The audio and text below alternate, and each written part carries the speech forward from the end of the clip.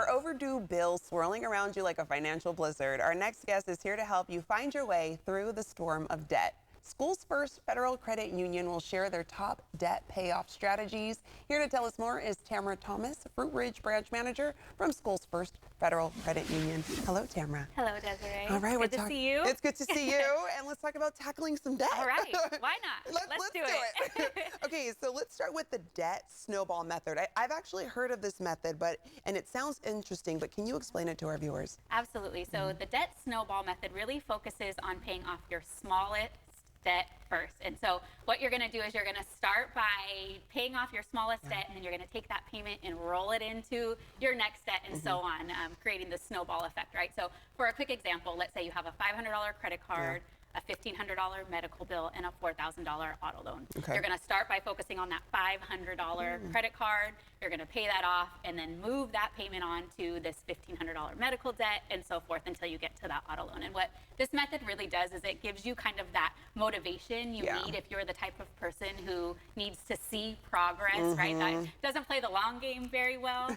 This will really help motivate you to keep you going because you're seeing and celebrating small wins. Right, you're seeing those steps along the way. Right. But I mean, there's more than one option to pay off debt, so let's talk about the other one. The other one being called the Avalanche method. So explain that one. Okay, so on the opposite side, the Avalanche method really focuses on paying off your highest interest rate debt first. So in the same capacity as the snowball, you start with your higher interest rate debt, whatever that is. You pay that off. Once you pay that off, you roll that payment into your next highest, and kind of that same. So you're going from the highest to the lowest here. That's why it's called the Avalanche method. So in another, just a quick example. So say you have a $4,000 credit card, that $1,500 medical debt, and a small $500 personal loan. Right. But the interest rate on the credit card is 20%, then you have 10% on the medical. You'll start with that 20% loan first, that credit card. And so you'll maintain those payments, make those payments, really focus on paying that off. Then roll that payment that you were making on to the next highest. And this really prioritizes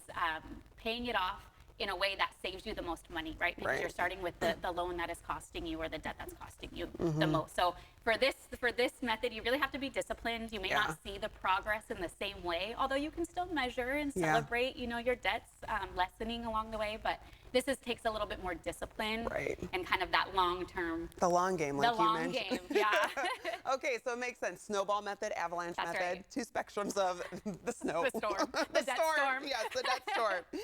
And I mean, so both approaches make a lot of sense to me, doing it either snowball or avalanche, but how can people choose which payoff strategy for debt is the best for them? I think that's really going to depend on your personality and kind of your financial goals. So if you know about yourself that I need to see progress and I need to see it pretty quickly, then you're going to want to look at the snowball method, right? Because that's going to give you those rewards.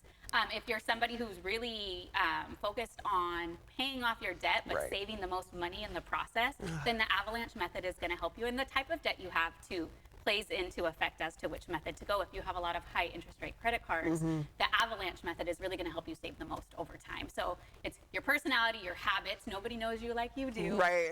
And so that will help you decide. I was going to say, I'm like, okay, I like to see those goals happening immediately, so I might be a snowball method person. But I'm sure, hey, if that's not something that works out, maybe try the avalanche method. You can kind of cater it to you. Yes, exactly. What's your best advice for staying on track with either approach? Because it can be a little hard. It can be hard. That's the hardest part, is staying on track, right? So consistency is really going to be key. So you're going to create a plan and really stick to that plan, and make sure when you're on any kind of debt repayment, you're also not adding new debts, right? Because then you have to start the plan all over again. So stay on track, celebrate the wins, no matter how small that they are, because that really does help motivate us to keep going. And if you're really not sure, come seek out some kind of financial advice. Come see me, come see whoever your financial expert is, and they can really help, ask you questions to uncover what type of borrower you are and help you create a plan. I think the most important thing is to remember is paying off debt really is a big step, and it's a process, and we talk about it all the time.